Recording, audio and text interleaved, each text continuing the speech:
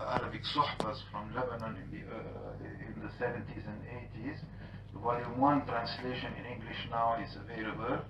And in that he said that belief is essential in the creation of human beings. It is part of their essence, of every single human being.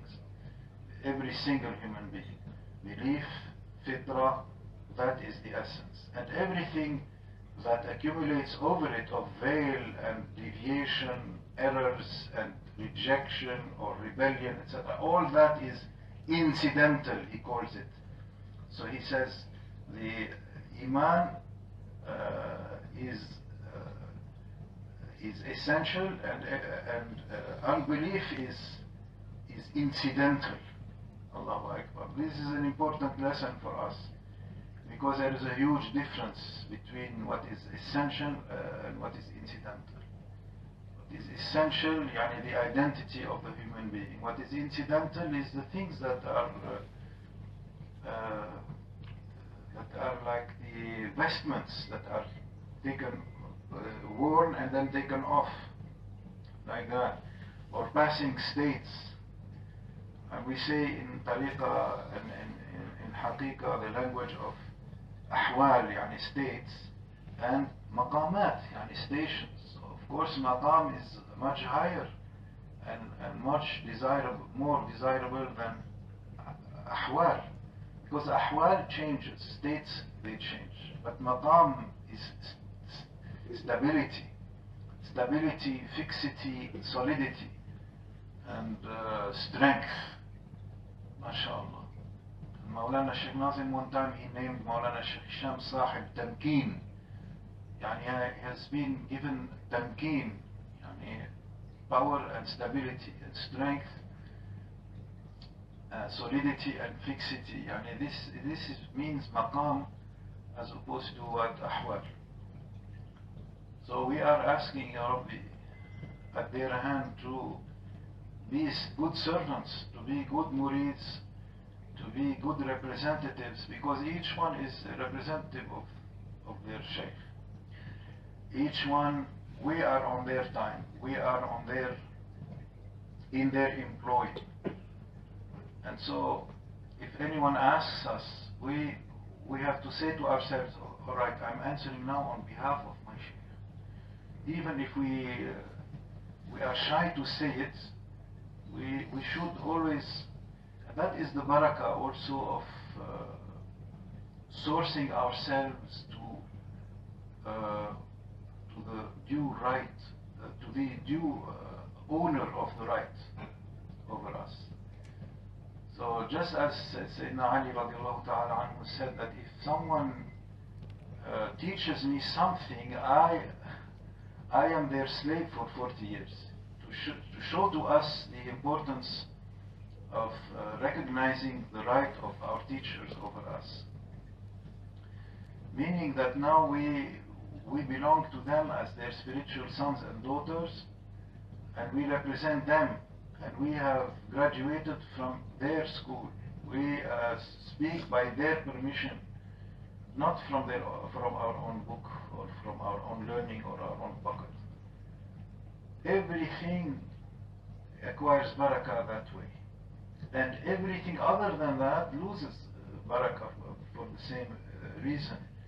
And the archetypal story illustrating that is the story of Imam Ahmad al-Badawi, Sayyidina Ahmad al-Badawi, when he reached the very high maqam.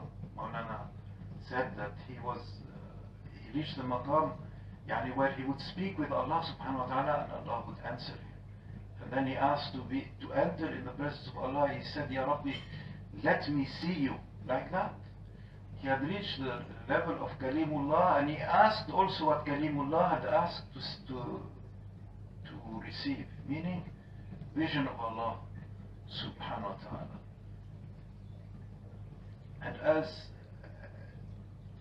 And he said to him, without dalil it's impossible, without guide it's impossible. So we must come even as high as even our spiritual knowledge reaches, must come through the guide. Must come through the guide. And the guide, the ultimate guide is Sayyidina Rasulullah sallallahu alaihi wasallam, but he deputizes also. He deputizes guides that we see and hear in our life as historical human beings in our lifetime. So, subhanallah, he made us meet them. So this doesn't go away. This never.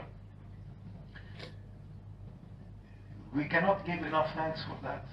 Even in Akhirah, we will see the results, the good results of that, inshallah.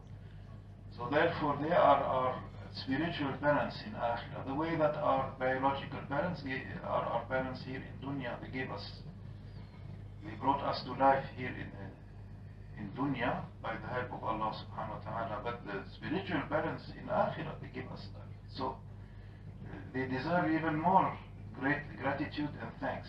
And who will come and tell you now you must no longer love your father or mother? As foolish as that sounds, even more foolish would be to say your spiritual father and mother not to love them anymore. Cannot be. Cannot be. This is against fitrah. This is against the obligation of shukr. And if giving shukr is the essence of belief. And kufr means ingratitude also, not just disbelief and unbelief, but ingratitude. So seek refuge in Allah from kufr and kufran in the smallest things and in the biggest things, in everything. Ya Rabbi, we thank you for those masters, and we come holding their hands firmly and inshallah to benefit in dunya and akhirah.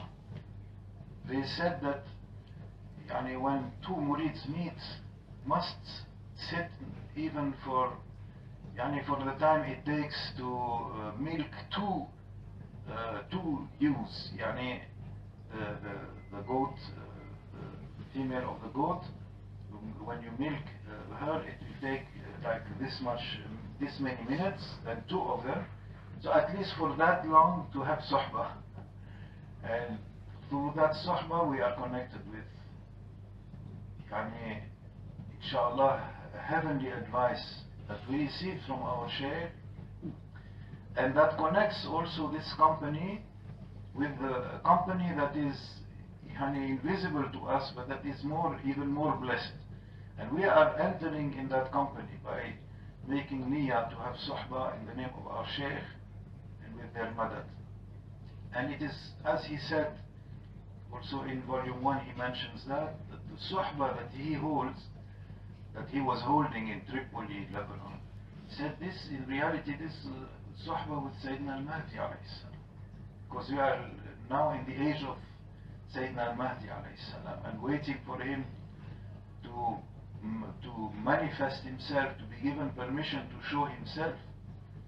But already the miraculous nature of his age is present with us. And even in the time of Shah Naqshbandi, he said it is miracle enough that the earth does not open up and swallow us for our sins. We must look for the miracles in our lives. All the things that we should be thankful for, they are miracles. Including our every breath, and our waking up in the morning and going to sleep at night, and be able to do all these activities and in between,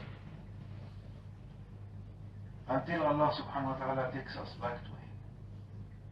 But the real life, inshallah, already begins for those who are asking for the life of the heart and for the spiritual vision and spiritual presence, hudur. So part of that spiritual hudur is this blessed gathering here, gathering of Mawlana Shaykh, Mawlana Shaykh Nazim, Mawlana Shaykh Hisham, Mawlana Shaykh Abdullah, and then Sayyidina al-Mahdi. And it is from their hearts that all of these treasures that they shared with us came to us.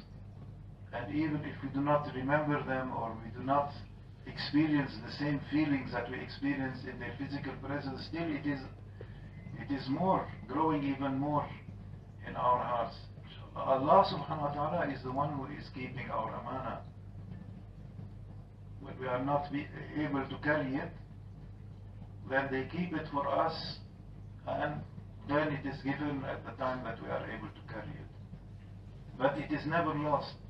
And it is like that. This is the biggest lesson that Yani Mawlana has brought humanity, is that to remind them, and especially the Ummah, the Muslim Ummah, that this Amana was given on the day of a-lastu bi-Rabbikum. Yani it belongs to all human beings.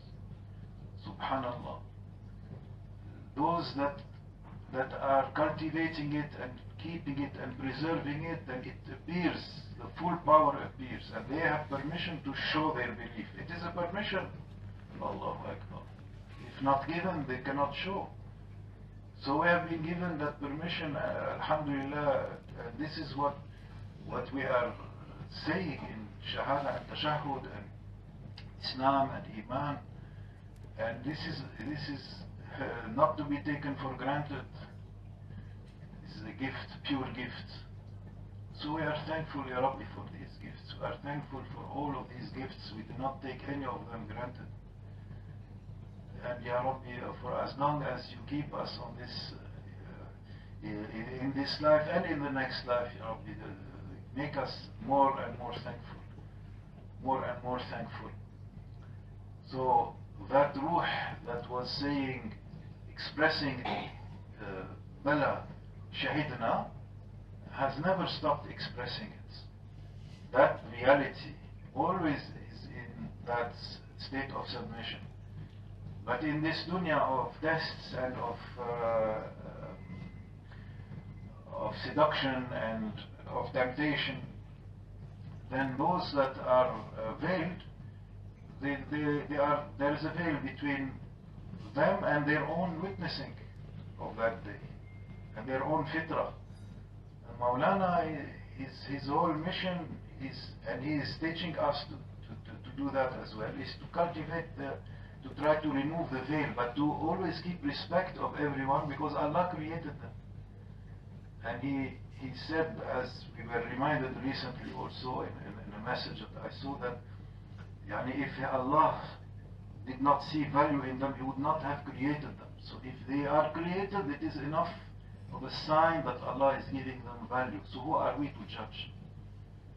MashaAllah. And this is precisely yani, the obligatory teaching and the ilm daruri of Aqidah in the Ash'ari Mazhab, when we say, I am a mu'min insha'Allah.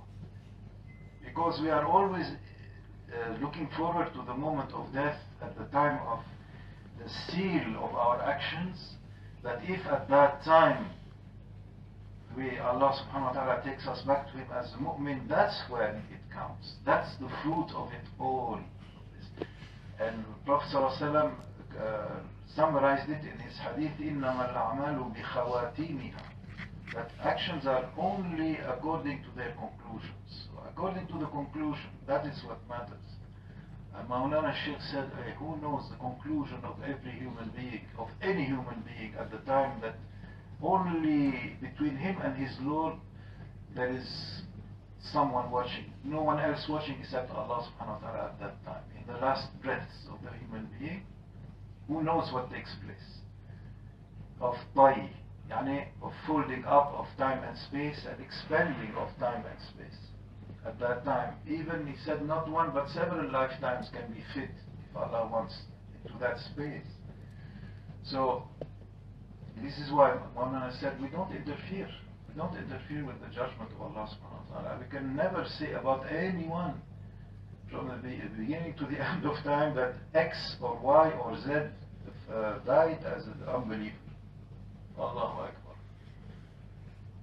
So if the essential state of that creature is belief, and if only Allah knows how their state is at the end of their lives, that is all it takes for us to know, to remember, to check ourselves before we pass judgment and say, no, they died as an unbeliever. No, cannot make that judgment.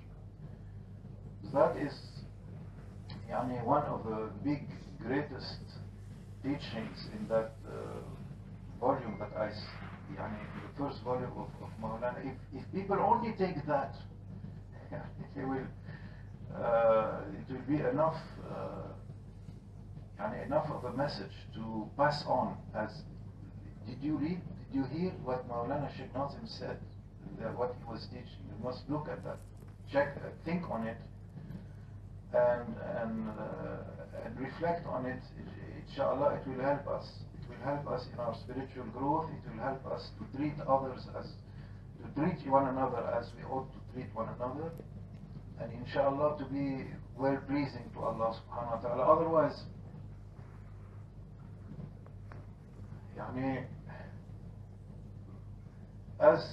as we consider Allah subhanahu wa ta'ala, He considers us. He said, أنا عند ظن عبدي بي. I am exactly as my servant thinks of me. Keep good thoughts about Allah subhanahu wa ta'ala. Husn al-Zan in Allah subhanahu wa ta'ala, and He will have rida of us as well if we do that. Otherwise, how do we expect also their awliya to cast their blessed gaze on us if we do not keep good opinion in the way that Allah loves, in the way that His Rasul teaches, and in the way of His inheritors they have taught us and are teaching us. So it's like the story of that teacher of Imam Ahmad al-Badawi, that he disappeared. He disappeared, but Imam Ahmad al-Badawi was not accepting him as a dalil. He disappeared, and it took a long time for him to reappear. And he said to Imam Ahmad al-Badawi, I never left, I was always here, but there was no permission. Subhanallah. So I will end with one last story of Mawlana Shaykh Abdullah Daghistani Qaddasallahu Sirra. He said that there was one other murid with him of Shaykh Sharafuddin called Shaykh Ibrahim Khalil. Shaykh Ibrahim Khalil. And one time after Shaykh Sharafuddin had left this dunya, Shaykh Abdullah and Shaykh Ibrahim Khalil were coming out of the mosque of Shaykh Muhammadan ibn Arabi in Damascus during one of their visits there, and there was a wali that was with them, and that wali asked Shaykh Ibrahim Khalil and Mawlana Shaykh Abdullah Daghistani, who is the Shaykh of who? And he turned to Ibrahim Khalil, he said, is this your Shaykh? Pointing to Mawlana Shaykh Abdullah, he said to his Shaykh Ibrahim Khalil, is this your Shaykh? So Shaykh Ibrahim Khalil, he answered, neither one is the Shaykh of the other. He is not my Shaykh, I am not his Shaykh, but we share the same Shaykh. Immediately at that point, that wali disappeared. Do you remember Mawlana Shaykh Hisham telling us this? He told us this also. And this story is in volume 2 of Mawlana Shaykh Nazim's Suhbas of Lebanon. Also that is not finished yet, not came out in English yet, not yet, but you can find it there. Immediately he disappeared. And Shaykh Ibrahim Khalil, Mawlana Shaykh Abdullah said, as related by Mawlana Shaykh Nazim in his book, that he was looking for him everywhere, saying, what? Where did he disappear? He was here just now. And he started running right and left looking for him. And later Mawlana Shaykh Abdullah said to him, you said something he did not like. So he veiled himself, he disappeared. He did not like what you said. He said, what did I say? I said the truth. Didn't I say the truth? And he said, hey, what would it have hurt if you said that I am your Shaykh? So that was the whole point, that if someone asks you, are you the Shaykh? Don't say you are the Shaykh. And Mawlana Shaykh Abdullah said, in explanation also of this sohbah, that Mawlana Shaykh Sharafuddin, he never would say, I am the Shaykh. He would always say, someone else is the Shaykh, if someone asks him. And his family was upset with him for that. Said, why you always say someone else in the family of Shaykh Sharafuddin? They wanted him to say, no, you are the Shaykh, that I am the Shaykh, like that. But this is like a test of the truth. And I saw it with my own eyes, and I think I may have mentioned this to you before, that happened to Mawlana Shaykh Hisham also. That one time we were in London in Mawlana Shaykh Nazim's house in Seven Sisters, I think, or it's in, the house, not the mosque in Peckham, the house where he was staying. And there was a big crowd, and people were waiting for Mawlana to come down. And Mawlana Shaykh Hisham was there, and people were coming and going and sitting and standing, and it was crowded. And then there was a man with Arab dress. He came in with a loud voice like that. He came in like that, Salam alaikum, and people say, give a salam, or not, others not hearing, not answering, not paying attention. And I was right next to Mawlana Shaykh Hisham, and he came face to face with Mawlana Shaykh Hisham, and he said, Masmuk, Shaykh Hisham, and what's your name? And Mawlana Shaykh Hisham answered, Hisham, like that, Hisham. Yani without a pause, immediately. See, so if someone in the position of a sheikh and like that, normally they would say the answer with the title and the full name and my name and so forth, like that. But to say answer like that, like immediately, like the student in front of the teacher, thinking, maybe this might be Sayyidina al-Khudr, for example, or this might be some wali, or this might be Mawlana who is testing me, like that. So this is, it took me, 30 years later to understand that this is the adab of that Mawlana Shaykh Abdullah took from Mawlana Shaykh Sharafuddin and passed it on. So, this adab is the prophetic adab of accepting the dalil.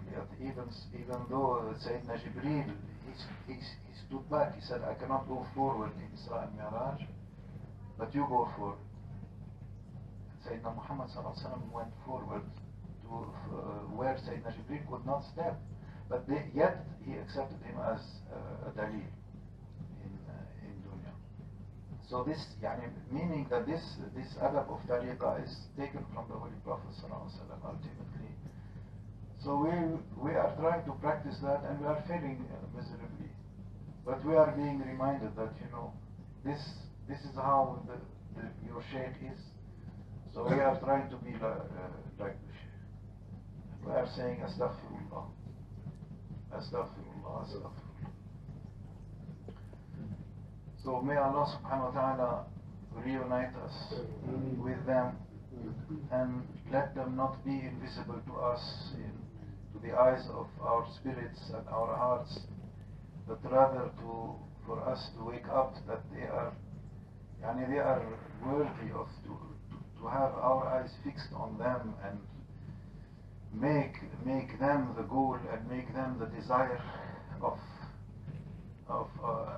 the activities of this life, and the cause for our thankfulness that truly it is true that the zikr, the salihin and the presence of the salihin is the beauty of this life. It is the worthiness of this life, and everything else pales in comparison. Everything else is not worth the time of day. But when we are with them, we don't feel anything negative. When we are with them, we don't feel any fatigue, we don't feel any darkness. It is all light. It is all gift. It is all renewal. It is all a fresh start, like the first day, the first moment, subhanallah, with them. Rabbi, we are asking for that to be with us and accompanying us, especially at the important moments of our lives, like في الحياة وعند الممات وفي القبر وعند الموت. in the time of life and the time of death, and in the grave and the time of resurrection, to be with them.